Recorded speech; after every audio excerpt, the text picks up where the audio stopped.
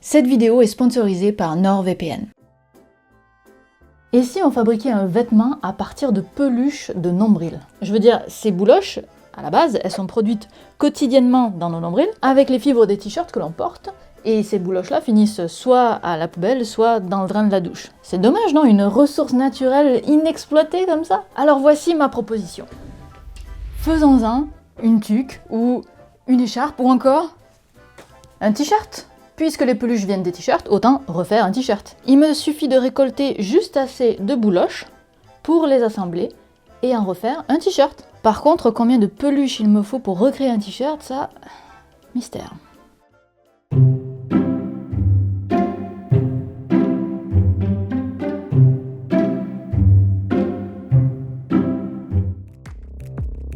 L'idée est la suivante, si un t-shirt pèse en moyenne 100 grammes, c'est que j'aurai besoin de 100 grammes de peluche. C'est assez variable évidemment le poids du t-shirt puisque ça dépend de sa taille, mais dans mon cas, mes t-shirts font en moyenne 159 grammes.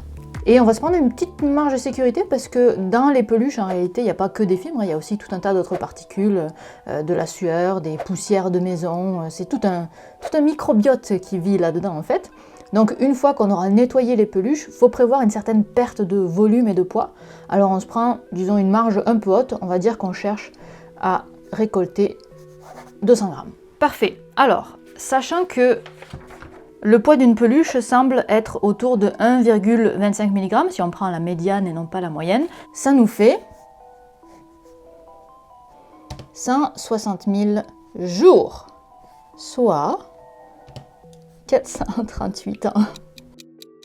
Alors même si ça reste une approximation, je sens que ça va être un petit peu long comme vidéo. Sauf si, au lieu de compter que sur une seule personne pour fournir toutes les peluches, on pourrait réunir les abonnés de cette chaîne. Avec le nombre qu'on est, en prenant en compte que tout le monde n'a pas forcément de peluche de nombril, par exemple, les hommes en produisent plus que les femmes, et la démographie de cette chaîne, d'après mes calculs, on pourrait produire quasiment un t-shirt par jour. Alors on fera pas d'ombre aux compagnies de t-shirts avec ça, c'est déjà ça de prix. Vous me voyez venir, je vous propose de m'envoyer vos peluches de nombril à l'adresse indiquée en description pour que l'on fasse tous ensemble un t-shirt zéro déchet. Eh ben non, bien sûr que non, je vais pas collecter des peluches de nombril aux quatre coins du monde. Voyons, vous me voyez recevoir des colis et des colis avec 3 pauvres peluches de nombril dedans. Ça ne fait pas de sens du tout. La pollution engendrée n'en vaut absolument pas la peine, même pour la blague. Non, ce qu'on va faire plutôt, c'est que je vais essayer de chercher un moyen d'augmenter la production de peluches de nombril de mon entourage proche, et même si c'est possible d'arriver à en produire moi-même, parce que je fais partie de ces gens qui n'en ont jamais eu de leur vie. Alors c'est parti.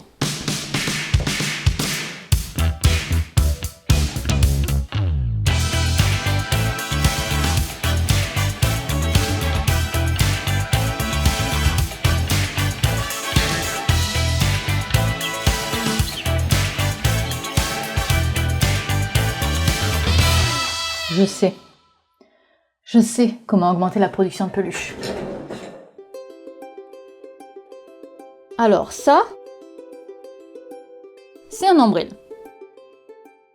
Ça, c'est les poils autour du nombril qui sont un peu surdimensionnés, je suis d'accord avec vous. Mais ce que je voudrais représenter avec mon modèle imparfait, c'est surtout le fait que les poils se dirigent tous vers le cratère, le nombril. Et vous pouvez vérifier, regardez votre nombril, vous verrez que vos poils ont tendance à tous rejoindre le creux. Le t-shirt est par-dessus tout ça, et si mon squelette était vivant, il respirerait, créant alors du mouvement du t-shirt de haut en bas. Donc ça veut dire que le t-shirt frotte en permanence sur les poils. Et un poil, c'est pas du tout aussi lisse qu'il n'y paraît. Si on le regardait avec un microscope vraiment puissant, on verrait qu'un poil en fait est composé de paliers sur toute la longueur du poil. Ces paliers agissent alors comme une râpe quand on les prend à rebrousse-poil et comme une glissade dans le sens du poil. Pour ce poil-là par exemple, mettons qu'on inspire. Donc le t-shirt remonte et il se frotte dans le sens inverse du poil. Il y a alors un minuscule morceau, que je représente par un énorme morceau de t-shirt, qui est récolté par le poil. Et ensuite, quand on expire, le t-shirt descend et le petit morceau est emporté par le mouvement du tissu vers le bas. Et comme dans un sens cela arrache et dans l'autre cela descend, eh bien à chaque expiration, le petit morceau va descendre, descendre, descendre pour se retrouver finalement dans le cratère. Et il va même pouvoir passer d'un poil à l'autre, mais va finir inexorablement à l'intérieur du nombril, puisque tous les poils amènent au nombril. Maintenant qu'on sait ça, ça veut dire qu'on a plusieurs moyens d'augmenter notre production de peluche de nombril. On peut se mettre à faire plus de sport pour augmenter la fréquence de respiration et donc le nombre d'allers et retours du t-shirt sur les poils.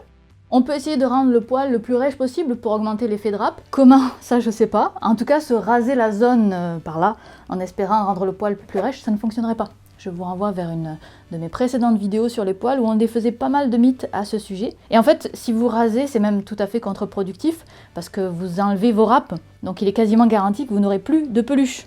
Autre option, mettre des t-shirts neufs et assez serrés pour qu'il y ait beaucoup de peluche à perdre et que le t-shirt soit bien emporté par la transpiration et qui râpe bien sur les poils. Ça, c'est tout ce qu'on peut faire, nous, activement, pour augmenter la production de peluche, mais il y a aussi plusieurs autres facteurs que là, ceux-là, on les contrôle pas.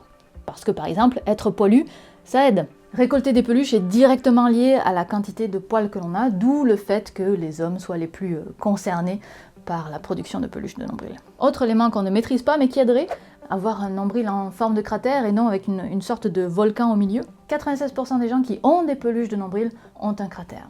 Désolé messieurs dames, au nombril en volcan, ce sera pas avec ce projet que vous brillerez, mais je suis sûre que vous avez d'autres qualités. Alors, en supposant qu'on arrive à remplir tous ces critères, et donc qu'on arrive à augmenter le volume de peluche journalier, on sera toujours limité quand même par un certain volume maximal de nombril. Réalistiquement, si je me réfère à ce papier qui date de 2009 où une personne rapporte comment pendant 3 ans il a collecté ses peluches de nombril, on peut voir que la médiane était de 1,25 mg, mais une seule fois en 3 ans, il a réussi à avoir une peluche de 9,17 mg. Si on considère son maximum comme étant le maximum réalistiquement possible qu'on pourrait atteindre avec toutes les techniques dont on a parlé, j'ai refait le calcul, on arriverait quand même à produire un t-shirt en 60 ans. Je veux pas être pessimiste, je pense que je vais me désintéresser de ce projet un peu avant. Non, j'y arriverai pas seule, hein. C'est assez clair. Il faut beaucoup plus de participants, et donc pas des participants qui viennent des 4 coins du monde cette fois-ci.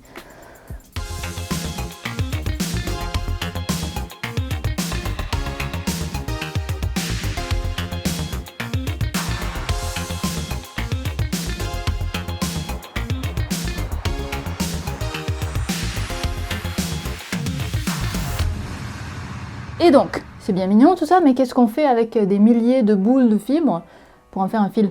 Parce qu'on s'entend qu'on va pas simplement coller les bouloches les unes à la suite des autres, évidemment. Alors c'est pas un questionnement particulièrement neuf, puisque quand les moutons sont rasés pour en faire des fils de laine, c'est à peu près le même problème.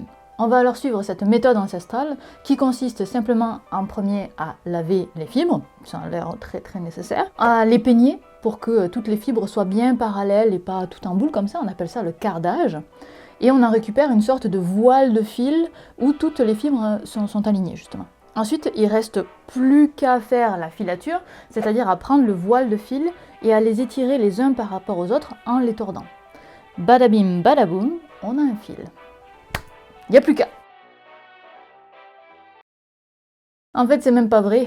J'ai pas récolté toutes ces peluches de nombril, c'est juste ce que j'ai trouvé dans le filtre de ma sécheuse. Et puis, entendons-nous bien, même si la théorie a l'air bien jolie, je suis bien incapable et surtout pas du tout équipée pour faire quoi que ce soit des peluches de nombril et le transformer en un fil. Mais à défaut d'obtenir une réalisation concrète, je suis contente de savoir qu'il me faudrait 60 ans pour arriver à faire un t-shirt et seulement une quarantaine d'années pour ma tuque. Ce sujet des peluches de nombril est plein d'anecdotes qui, moi, me font beaucoup sourire. Donc, je vous invite à rester jusqu'à la fin, je vous les donne juste après. Avant ça, je voulais vous expliquer ce que vous venez de regarder. C'est la première vidéo de cette nouvelle saison, à supposer qu'on puisse parler de saison sur YouTube, de « Je me suis encore perdu sur Internet ». Cette saison est désormais coproduite par le CNC, le Centre National du Cinéma en France, et ce financement me permet pour la première fois en 7 ans de YouTube de former une petite équipe pour l'occasion, de façon à vous fournir les vidéos les plus intéressantes et captivantes, toujours gratuitement. Pendant les 6 prochains mois, vous aurez donc 10 vidéos issues de cette série, celle-ci étant la première. Il y aura aussi d'autres vidéos syllabus en dehors de cette série. Je vous invite alors à vous abonner parce que les 6 prochains mois seront assez chargés en contenu qui, je l'espère, vous plairont. Le CNC finance les projets à hauteur de 50% de leur coût, c'est la loi, et les autres 50% doivent venir d'ailleurs. C'est pour ça qu'on a toujours besoin de vous sur les plateformes de financement, et vous faites une vraie différence, je vous en remercie, ainsi que de partenaires privés. En parlant de partenaires privés. Cette vidéo est sponsorisée par NordVPN. C'est le sponsor le plus fréquent que j'ai eu sur cette chaîne et c'est une vraie chance d'avoir un soutien régulier pour produire ces vidéos, qui plus est pour un service que j'utilisais déjà bien avant qu'ils ne me contactent. Donc un grand merci à eux. Un VPN, vous savez ce que c'est, je le répète à chaque fois, ça sert à faire croire au monde que vous vous connectez d'un autre endroit que celui dans lequel vous êtes actuellement. Ce qui peut être intéressant en ces périodes de confinement volontaire ou obligatoire, quand on arrive à court de notre bibliothèque de films ou de vidéos à regarder, en vous connectant depuis un autre pays via un VPN, vous aurez accès à la bibliothèque spécifique de ce pays. Que ce soit YouTube, Netflix, Amazon Prime ou n'importe quelle autre plateforme de vidéos en ligne. Si ça vous intéresse de vous abonner à ce service, vous avez accès à 68% de réduction si vous prenez un abonnement de 2 ans en allant sur nordvpn.com/syllabus et en utilisant le code syllabus, vous aurez aussi 4 mois d'abonnement supplémentaire gratuit. A noter que c'est 3 mois de plus que d'habitude. Et c'est une offre qui est satisfaite ou remboursée pendant 30 jours, donc vous pouvez simplement l'essayer. Bref, nordvpn.com/syllabus avec le code syllabus. La plupart des statistiques que je vous ai disséminées dans la vidéo viennent d'un sondage réalisé en 2002 sur 4797 personnes qui ont répondu sur leur expérience de peluche de nombril. Et cette étude a valu à son auteur un prix Ig Nobel, qui est l'inverse du prix Nobel pour ceux qui ne savent pas. Alors un sondage sur 4799 personnes, ça permet de retirer quand même pas mal d'informations intéressantes. Et en plus de ce que je vous ai déjà dit, sachez qu'ils ont trouvé que plus on était vieux, plus on avait de probabilité de récolter des peluches, parce que le rythme de respiration est plus élevé. 97% des gens qui déclaraient avoir des peluches de nombril avaient des poils autour de leur nombril, ce qui est normal, vu qu'on a vu à quel point c'était lié à la présence des poils. Et 80% des répondants ont une ligne de poils entre le nombril et le pubis. Voilà, vous serez heureux de l'apprendre. Mais il reste des inconnus, parce qu'il y a quand même des choses surprenantes, notamment au niveau de la couleur de la peluche. Il y a seulement 37% des personnes, c'est pas beaucoup, qui produisent des peluches qui ont constaté qu'il y avait un lien entre la couleur de leur t-shirt et la couleur de la peluche. Alors que la majorité des gens ont des peluches bleues ou quelque part dans les teintes de bleu. Mais comme tout le monde semble s'accorder sur le fait que les peluches, les fibres, viennent bien de ce qu'on porte, le fait que la couleur de la peluche et la couleur de t-shirt ne soient pas parfaitement reliées, c'est étrange. Autre étrangeté, vous remarquerez que les peluches de nombril ne cessent pas, même si on porte un t-shirt des jours et des années et des décennies. C'est comme si c'était infini la production de peluches. Pourtant, j'ai jamais vu de t-shirt troué au niveau du nombril. Je vous ai aussi parlé d'une autre étude dans laquelle une personne avait collecté ses peluches pendant 3 ans. Et celle-ci est datée de 2009 et l'auteur a pesé plus de 500 peluches de nombril qu'il avait eues. Et il nous a donné un graphe où on peut voir la répartition de poids de toutes les peluches qu'il a pu collecter. Ça, c'est l'étude que moi j'ai utilisée pour calculer en fait le nombre de jours qu'il me faudrait pour fabriquer mon t-shirt. Mais c'est pas la seule donnée qu'on a. Il y a une autre personne qui n'a pas vraiment les mêmes résultats que cet article. Voici la collection de Monsieur Graham Barker. Vous avez devant vous 15 ans de collecte de peluches de nombril. Si ça, c'est pas du dévouement.